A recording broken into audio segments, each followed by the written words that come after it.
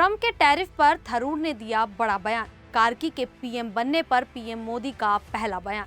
भारत के खिलाफ दूसरों को उकसा रहे डोनाल्ड ट्रंप। 2027 में एससीओ समिट की मेजबानी करेगा पाकिस्तान। अल्बानिया ने बनाई दुनिया की पहली एआई मंत्री।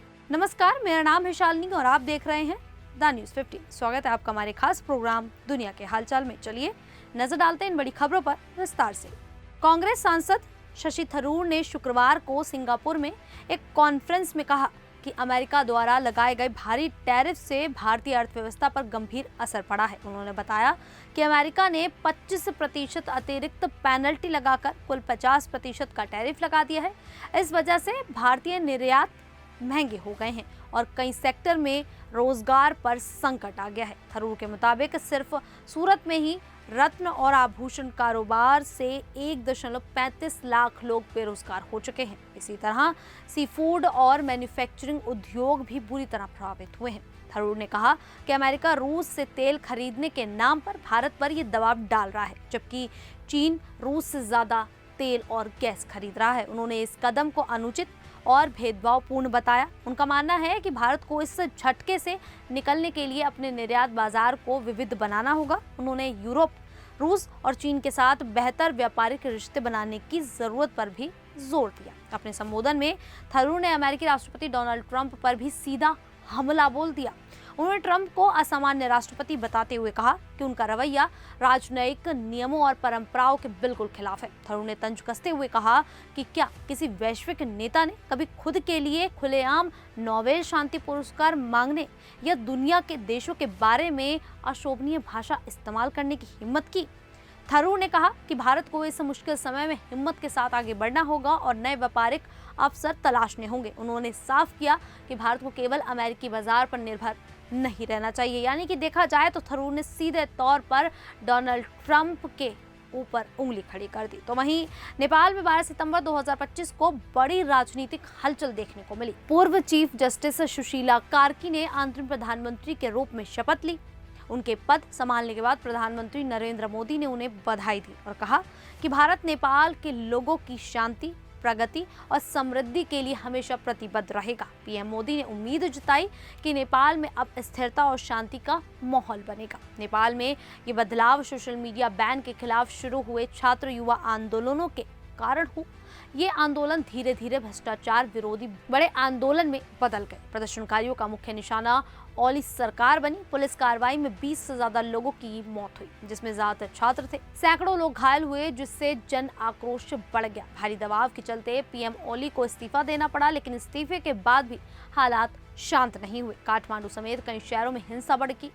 प्रदर्शनकारियों ने संसद भवन, नेताओं के घरों और सरकारी दफ्तरों में आग लगा दी। सेना को हालात संभालने के लिए हस्तक्षेप करना पड़ा, जिसमें 50 से ज्यादा लोग मारे गए। भारत के विदेश मंत्रालय ने कहा कि नेपाल उसका पड़ोसी और करीबी साझेदार है। भारत हमेशा नेपाल के साथ मिलकर स्थिरता और विकास के लिए काम करता रहेगा। वहीं अमेरिका और भारत के बीच टैरिफ वॉर लगातार बढ़ता जा रहा है। अमेरिका ने कई बार भारत पर दबाव बनाने की कोशिश की, वह रूस से तेल न खरीदे, लेकिन भारत ने साफ कर दिया कि अब अपनी ऊर्जा जरूरतों के लिए सस्ता तेल लेता रहेगा भारत। अब अमेरिका ने G7 देशों और यूरोपीय संघ से अपील की है कि भारत और चीन पर भी रूस से तेल खरीदने के लिए महंगे टैरिफ लगाए जाएं। अमेरिकी अधिकारियों का कहना है कि भारत और चीन रूस को परोक्ष रूप से आर्थिक मदद कर रहे हैं, जिससे यूक्रेन युद्ध लंबा खिंच रहा है। शुक्रवार को अमेरिकी वित्त मंत्री स्कॉट विसेंट और व्यापार प्रतिनिधि जेमिसन ग्रीन ने अपने सहयोगियों से कहा कि अगर सब मिलकर काम करेंगे तो ही रूस की युद्ध मशीन को मिलने वाली आर्थिक मदद को रोका जा सकता है।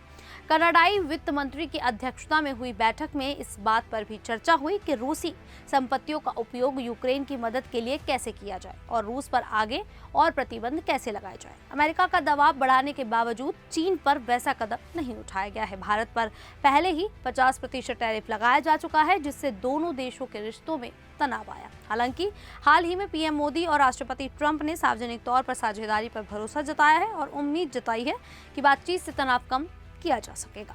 वहीं पाकिस्तान के प्रधानमंत्री शहबाज शरीफ ने ऐलान किया है कि उनका देश 2027 में होने वाले एससीओ समिट की मेजबानी करेगा। उन्होंने रावलपिंडी में एक रोड डेवलपमेंट प्रोजेक्ट के दौरान ये घोषणा की। हालांकि उन्होंने समिट की सटीक तारीख नहीं बताई। शरीफ ने कहा कि पाकिस्तान को अभी से तैयारी शुरू करनी होगी और खास तौर पर इस्लामाबाद को सुंदर और व्यवस्थित बनाना होगा ताकि समिट की मेजबानी अच्छे तरीके से हो सके। ये घोषणा चीन के तियानजिन में हुई एससीओ समिट के 2 हफ्ते बाद की गई। उस समिट में पाकिस्तान के सिंधु जल संधि का मुद्दा उठाया था। गौरतलब है कि भारत ने अप्रैल 2025 में पहलगांव आतंकी हमले के बाद इस संधि को निलंबित कर दिया था, जिसमें 26 लोग मारे गए थे। एससीओ के सदस्य देशों ने इस हमले की कड़ी निंदा की थी और आतंकवाद के खिलाफ दोहरे मापदंड न अपनाने पर जोर दिया था। पाकिस्तान ने इससे पहले 2024 में भी एससीओ की council of heads of government summit की मेजबानी की थी। उस समय शरीफ ने क्षेत्रीय सहयोग और निवेश की जरूरत पर बल दिया था और सरकार ने इसके लिए 3 दिन की छुट्टी भी घोषित की थी।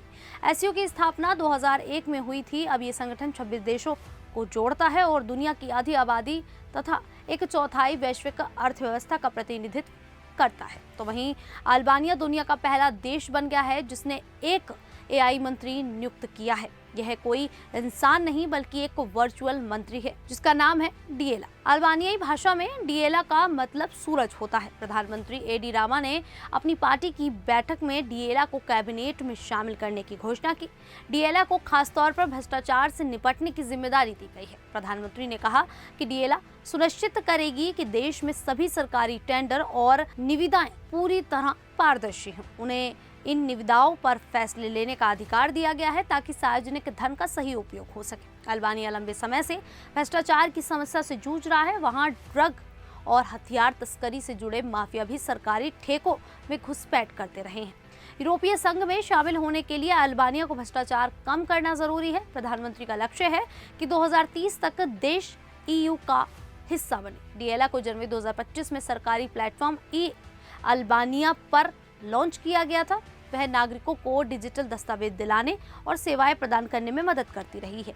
अब तक वह 36,600 दस्तावेज और करीब 1,000 सेवाएं दे चुकी है। डिएला पारंपरिक अल्बानियाई पोशाक में दिखाई देती है और वॉइस कमांड से काम करती है। ये दुनिया में शासन व्यवस्था में एआई के उपयोग का एक बड़ा कदम माना जा रहा है। खैर, इस एआई मंत्री को लेकर आप लोगों की क्या राय है? आप हमें कमेंट करके जरूर बताइएगा। अभी के लिए इतना ही, फिर हाजिर होंगे ऐसी ही देश और दुनिया से जुड़ी बड़ी खबरों के साथ। तब तक के लिए देखते रहिए द न्यूज़ 15।